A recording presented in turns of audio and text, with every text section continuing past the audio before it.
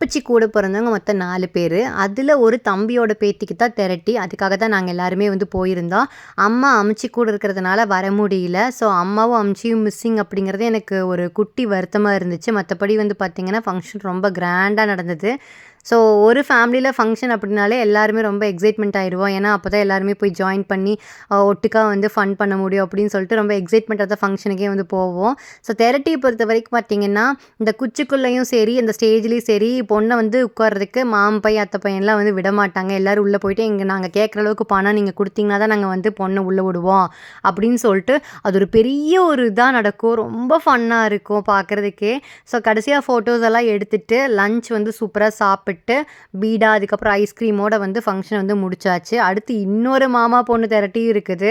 அதுவும் நம்ம சீக்கிரமாக அப்லோட் பண்ணிடுவோம். அதுக்கு மறக்காமல் என்னோட யூடியூப் சேனலை வந்து சப்ஸ்கிரைப் பண்ணிவிட்டு அப்படியே இந்த வீடியோ பிடிச்சிருந்தா மறக்காமல் லைக் பண்ணுங்கள். அடுத்த வீடியோவில் பார்க்கலாம்.